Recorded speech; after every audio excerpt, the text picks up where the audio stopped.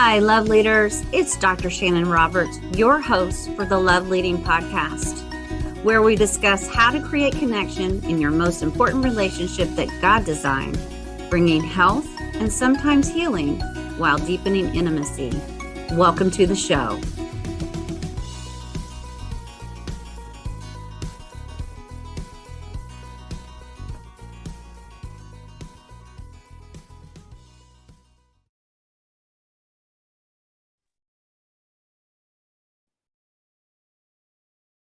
Hello, love leaders. Welcome to the Love Leading with Dr. Shannon podcast. We have such a lineup for you today. I'm so excited. We will be interviewing Pastor Aaron Burke and his wife, Katie.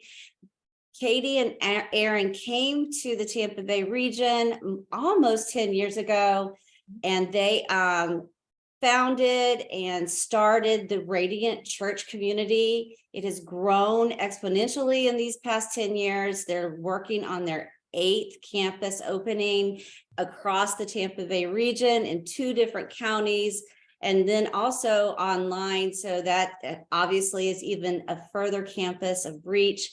And they are here to talk to us not only about just how they keep their marriage enriched and solid, especially with the challenges of ministry, but what because their heartbeat is for marriages in their congregation and what they offer in that local church body setting, and how we kind of partner together in that passion that we both have for this special, unique population. So welcome, Pastor Aaron Burke and his wife, Katie. Thank you so much. We're honored to be with you. Yes, thank you, Shannon. I cannot tell you how appreciative that I have been with just your support and just the heartbeat that you have, not only to keep your staff marriages solid, but also just the offering of the emphasis that you put on marriage in your local church. Yes. So I am just so thrilled that you made time for us today. So welcome. Tell us a little bit about yourselves. I hope that I did you justice on your introduction, but give me a little bit more. Who are Katie and Aaron Burke? You want to go to the story? Yep. Sure. Well, would you like us to tell you our love story? How we? Well, I am a sucker for a good love story. So, can you tell me yours? What were your beginnings? I will. I love our story. So Aaron and I met in college our freshman year, and we were best friends for years of that. We were in the same group of friends, and we were very close.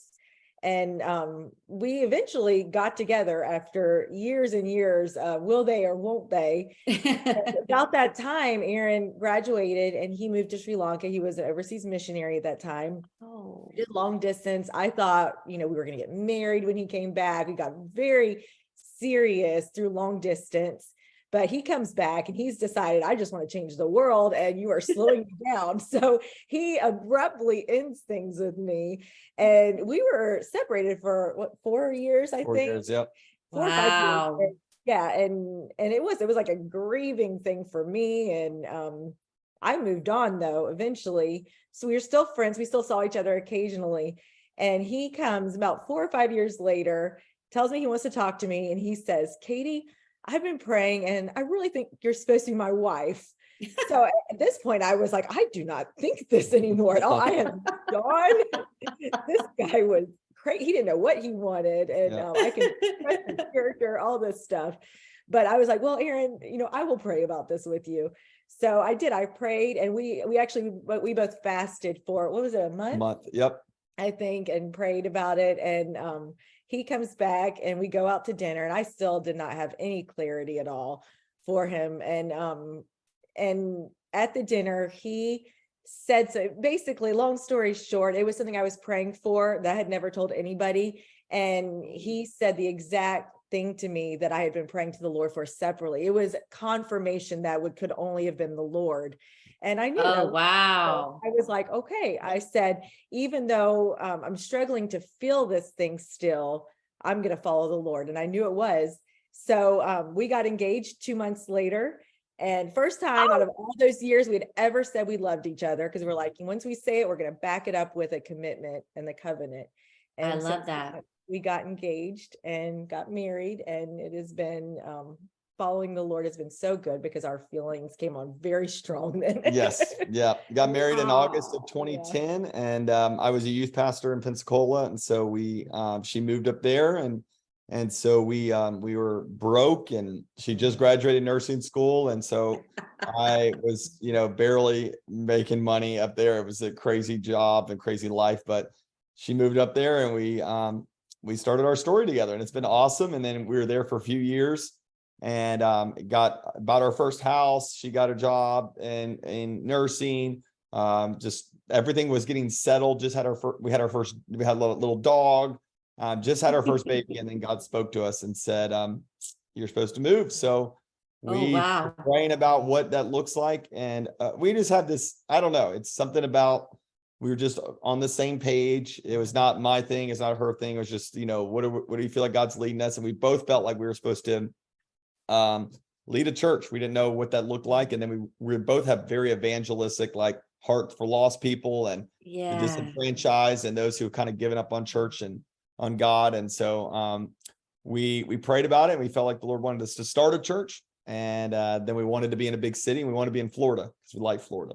So why not pick the place that you get why to? not? I mean, like, we're going to be somewhere the rest of our lives. We're going to pick a great one. So we didn't know anybody in Tampa, and moved down here in 2013, and just on faith, broke as can be, just believing God. Lived with her family for a little bit, and it was a very trying season, but one of those that eventually built us way closer. It was either going to break our marriage apart, or we were going to get really close together, and we got I love that. I love that. Adversity and even good stressors can kind of put some oppression on a marriage, but oh, well, we had a lot of that. I mean, it was the money stress. It was the building the church. We didn't know anybody.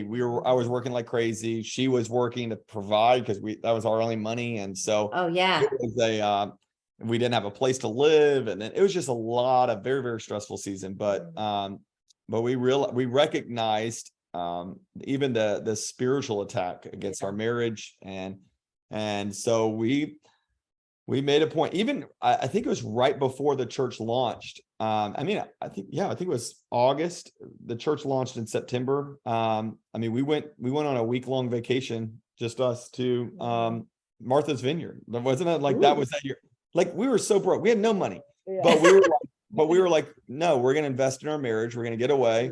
And we needed it. And so we've always like used vacations as giant resets for us. And so we've done that for us, and it's just a big reset. And I love that. Now I got to ask though, because there's theories on all sides, but it was just the two of you, right? Because you're like 5 children, not then, but you're currently 5 children in, right? We do not go on vacation with our children. No, we do not. We do trips with our children.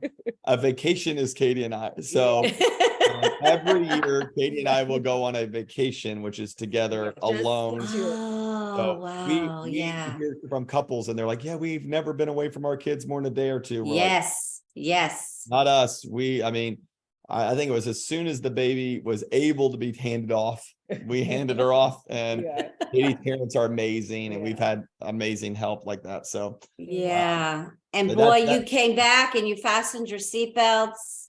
And then we launched the church, and launched in September of 2013, and then it's been miracle ever since. And it's been a crazy, wild journey of really good times, really tough times, but it's been fun. It's been really good. Let me tell you, I've been in so many different venues and in your church, and it is exactly what you just described that you wanted, and you set the vision. You can find all walks of life there. It is high energy. It is mesmerizing, and it's a magnet to people, and they come and they get filled up, and they leave better. So congratulations on that environment and that vision and your dedication for so long. And I know that there have been bumps, and if you've seen behind the Iron Curtain, ministry is hard, and it's hard on marriages. And listen, when you put yourself out there, you're also putting a big fat X on your back, because what God sees is beautiful, the enemy wants to destroy. And in this day and age, I don't know if it's even more so, but we do see, marriages being challenged, especially in ministry. So you mentioned that you make it an annual thing to get away, just the two of you. I think that's phenomenal. What are the other things that you do just to stay solid, to make sure that the enemy can't destroy that which God has built? Well, time is always a struggle for us, because we do I have, bet. a lot going on. Ministry, can be 24/7, and then our children are definitely, we're in a season right now where they have to take priority because they're so young. And so having any connection time with us it has to be so intentional, or else it will not happen. So Aaron has been very good about that. With someone who is pulled in so many different directions, he has to be very intentional with us. And we try to connect. And so even if it's just briefly, every day. So he'll come every home day. I love every it. day. We try to, even if it's just a simple moment of how was your day or whatever. Because there are times when neither of us really wants a long conversation. We're both drained a lot of times. Right. Yes, but having those intentional connection moments has, for us and our personalities, has been so helpful. And so we remain connected, even in a little way, in crazy schedules. We try to do a date every week. That's there's different seasons that doesn't work. Like even this week, we were talking about it a few days ago. We're like, all right, we have something this week is a little crazy. So we have something like almost every night. We have very full schedules. It's a very busy season. We're like, we have a Wednesday morning breakfast available. All right, that's our breakfast this week. So it's like, we're going to find those times to just get away. And then, so we try to do that. And then obviously we try to get away and do a little vacation and trips and stuff like that. But I think the intentionality of just having that alone time, that connection point. When we do go away, we try to read a book together. That's always been a win. We've done that for 10, 12, 13 years now. So every year we try to read a book that would help us. Sometimes it's a theology book. Sometimes it's a book on parenting. A couple of years ago, we were like, let's figure out parenting. We still don't know that one. Because they grow and they change. They do. And most of the time it's a marriage book. I mean, we've read so many marriage books just to help us in communication and just the behind the scenes of marriage. So we try to do that a lot. And I think it's good. And then just having someone to talk to and someone to vent to. And I think it's just crucial. So, I mean, if we're not careful, busy seasons become busy lives that away from what's most important. And so we try to work on that. I love that you both use the word intention, because I have found a lot of times with marriages, and of course, ministry uniquely, that like you said, 24/7, you could fill up your schedule with really good things. Right. But we're in a generation that if you don't schedule it, it's just not going to happen. But if you get it on a calendar, it's more likely. And so a lot of times couples will say, we've got so many kids going, they have their extracurriculars. And I'll start asking the question, you're like, well, when do they go to dance? And when do they, go to ball? And they know exactly when that's falling on the calendar. And then I'll say, well, when is your time scheduled for the us? And they're like, well, we kind of catch can. And that's a lot that you can slip through weeks and or months and never catch can. So you intentionally look at your calendar, still the kind of moments that you can, and you get it on, and you are intentionally calendaring it. Absolutely. And then just realizing that, I mean, everything with ministry, so much of what you do drains you. So people, as amazing as they are, they drain you.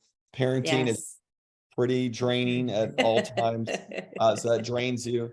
So really, I mean, other than our walk with Jesus and our intentional time with each other, those are the only two things that really fill us. I mean, we both Yeah. need alone time too. We Yeah. both value Sure. our alone time, which is a great thing too. But knowing that, when we get that time together, it's not another draining appointment, because when we're together, Yes. it's always fun, it's enjoying, we're asking each other, deeper questions. And I love it. it's to me, that's always been an insight of like, oh man, this is an appointment on my calendar that's not like every other appointment, because every other appointment is going to drain me. This is going to fill me. So yeah, and I've been anchored in working with pastors and churches for so long.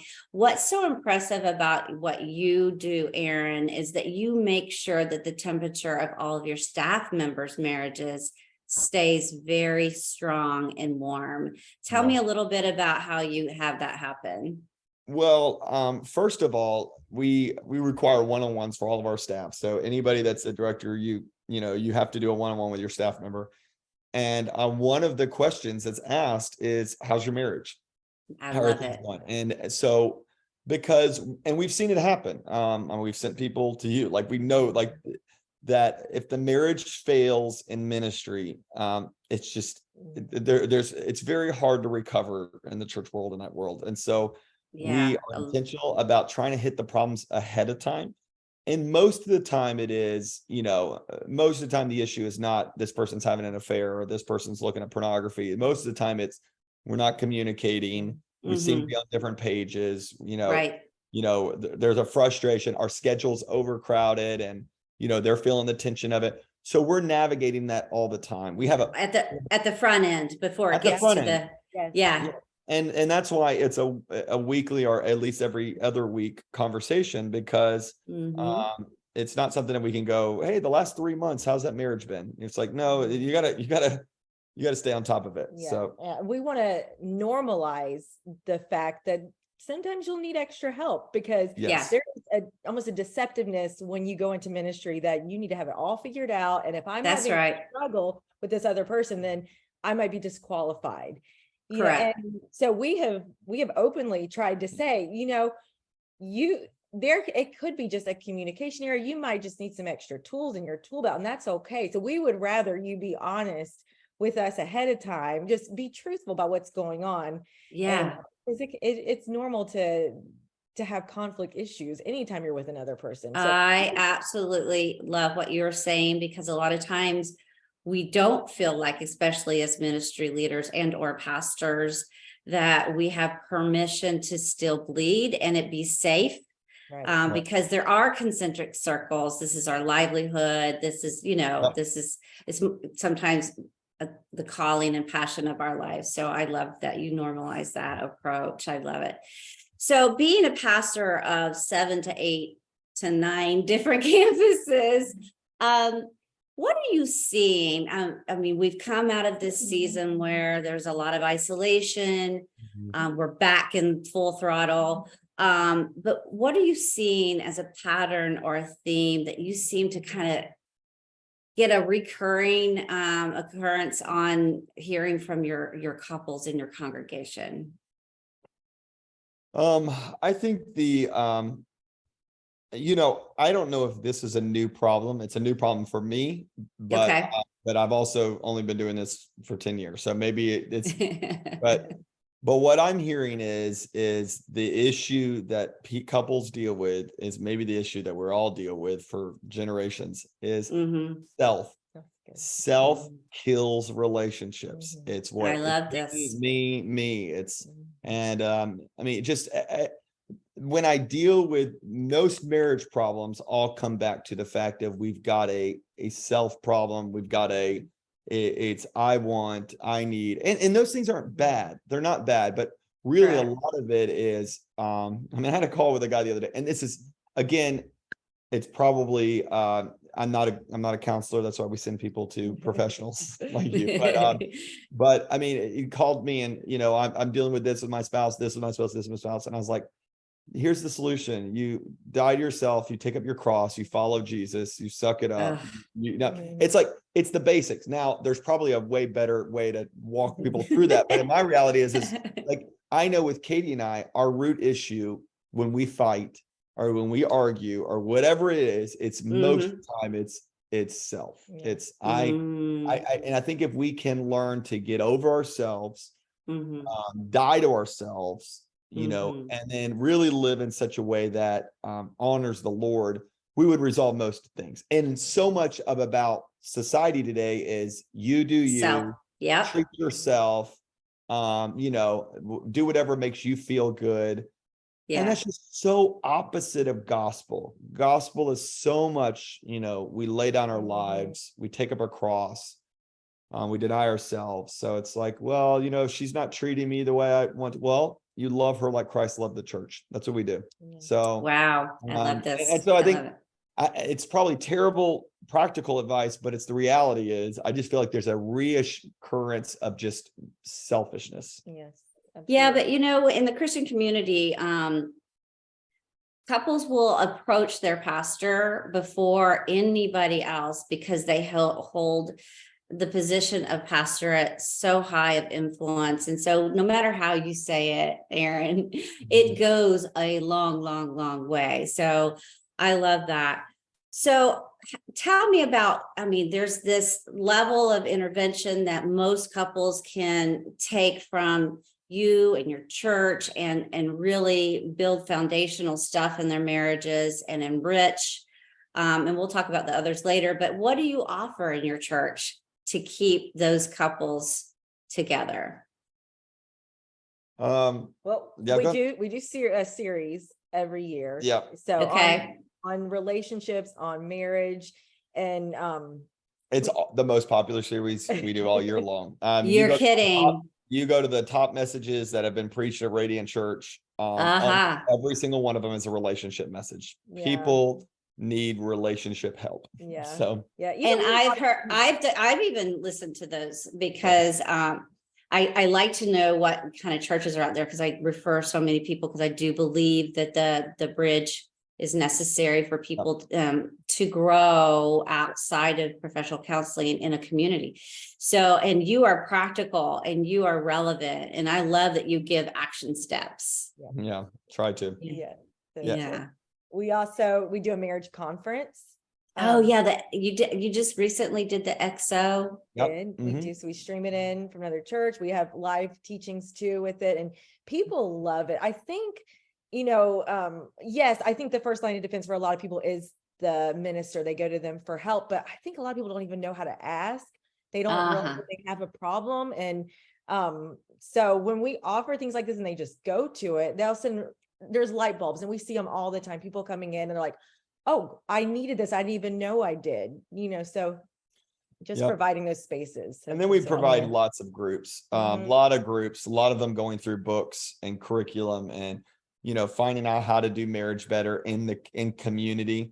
I think the church, it should deal with a vast majority of the issues. And, so we approach a lot of communication and, intimacy and, all of, selfishness, all of those kind of things we can deal with. And then we train our staff, like our pastors, like we are triage. Like when people come to us for marriage problems, we're a triage station. We are, hey, is there something that we can solve that is obvious and apparent? If not, our favorite phrase is refer. Like we're going to find a professional. It's same thing. Someone comes to us with cancer, we're going to pray for the sick, we're going to pray for healing, and then we're going to send them to a cancer specialist. I love that. We understand the power of both. There's miracles possible and medicine. There's miracles and counseling. So the Lord uses both. So we refer a lot and we challenge them, and we have a whole list of referrals and how we do that. And people come up to me all the time. Hey, do you do counseling? I'm like, no, you don't want me to counsel you. I'm too ADD. Like while you're off a cliff. And he's a fixer. So he'll just be like, do this, go. Yeah. Here's your marching orders. It's not good. Like, when we've seen a counselor, it's so great for us because we're like, it's someone to talk to. It's someone to work stuff out. And like, I'm not that person. So party is So it's Yeah. part of the body of Christ. It's like, hey, find a professional that can help you through it. So we try to do all of it. So it's, we're going to preach from the stage. We're going to do conferences. We're going to provide groups. You're going to have a triage with your pastor, your connection. But the reality is, if there's deep rooted issues, you need to go see a professional. Yeah, I've always kind of felt like professional Christian counseling is an arm of the church, because we do a specialized discipleship on steroids, but without the church, couples can't thrive either. So yes, marching orders are really great, but sometimes you just need someone that can help you shift those emotions back from the I to the us and the want to again. And so, but then they need a place to go and be, loved on and held accountable and do life in community. So I love that. So you have a list of professionals that you do referrals. How do you know when it's time, when whatever maybe the church has is in supplement to also this extra level of discipleship? Yeah, well, there are certain things that everyone knows you always refer to. So anything, like you said, deep rooted, like cases of adultery, any abuse, any addiction, things that our team has not been educated and equipped to handle in a healthy way, where this could cause serious adverse effects for this couple. Always we refer to them. So really our team is trained in biblical counseling. So what does the word teach? And really there is, that is our primary help and solution is absolutely the Holy Spirit and the Word of God. So yes, but anything further and deeper that needs deep tools and practical help in those kind of deep issues always are referred. Okay. And honestly, I think I'm at a place now where I'm just like, everybody should have a counselor. Okay. If you have the resources for it, you need to have one, just even for maintenance. Yes. Just sometimes you don't even know the issues there until you're in the room. So there's sometimes, it's like you're not. I'm not going to go to a counselor. I don't want them to reveal that I have an issue when I don't think I have an issue. I know. Well, that's the problem with most of us. We don't want to know we have one, but we all have a lot of issues. So I think part of that is me just like normalizing. Normalize a small group. You normalize, hey, I was with a guy the other day, just talking to him, and I was like, oh yeah, it was great. I was with a counselor and just been able to talk through some of this stuff. And he's like, you see a counselor? I was like, of course I do. Why would I not? Who else am I going to talk to? Like, I mean, I'm not a pastor. I don't have, we don't. It's kind of like a fishbowl. It's like you can't really get into a safe and secure place a lot of times unless it is, that kind of real protected, setting. So absolutely. I love that. I'm sorry, go ahead, Katie. No, I was gonna say, I think we're so passionate right now because we just recently, for the first time in 13 years of marriage, we went and saw somebody because there wasn't even really anything happening. There was one small issue that's just been a thorn in our side since we got married, and it wasn't like a huge deal. It was just like, eventually we were like, I feel like we just aren't going to come to an agreement after all this time. So we did, we went to somebody, and just even sharing it out loud with another person made so much sense to us. And so we started getting healing in this just from, I think, just having another person in the room and listening to us. Yep. Yeah, I love that. Something about maybe that safety or security that allowed you to hear each other differently or even speak up differently. I love that. I'm so glad for you guys. So, okay. What kind of piece of encouragement, can you offer my community as a pastor or a pastor's wife that, whether it's personal, and that was pretty personal, and I appreciate your open vulnerability there, just a piece of encouragement to my community that you can offer? I'll go first if you want. I would just say that I think you have to keep the hope that things can change. You know, that is Yes. the Christian message is the fact that there is always hope that things can get better. And I think when we get in cynicism and we get kind of, the longer we're around, we kind of get critical and we think, you know, it's always going to be this way. And I think that's where I'm still, we're both 39 this year, we'll turn 40. We're still young enough just to keep that little bit of naivety that, you know what, things can always get better. With God, with counseling, with just a little bit of the Spirit's work in our life, things can continue to get better. So whoever's listening to this and you think there's no way it can improve, no, it can. You know, it's like, I forgot that passage, you'll be able to remember, but it's like, you haven't suffered to the point of, to the bloodshed. You know what I mean? It's like, right. You haven't, people are like, well, I've tried everything. I'm like, did you try everything? Did you go to a counselor? I went to one. Well, then go to another one. Well, that one didn't work. Well, then find another one. Well, did you do an intensive? Well, then do another intensive. Like, you know, well, if I had terminal cancer, I would do everything I could do to the point of death to find a solution, to find healing. And I think if people took their relationship health that way and say, I'm going to do everything we can do to the point where it is like, there is, I mean, everything, we're going to continue to hope that things can work. And because I think when hope leaves, the relationship's over. It's like, hope's out the door. We've lost hope. Okay, it's over. And I just want to keep hope alive. Cynicism, yes. And a big one is indifference. You know, that's a hard one to help couples come back from, like, they just kind of give up caring. So that's and hope is the antecedent to that. So it can really cover a whole lot of that emotional shifts. I love that. Anything about, Katie, do you want to offer any like words of encouragement? Well, I would just say that, you know, society would have us believe that it's supposed to be easy.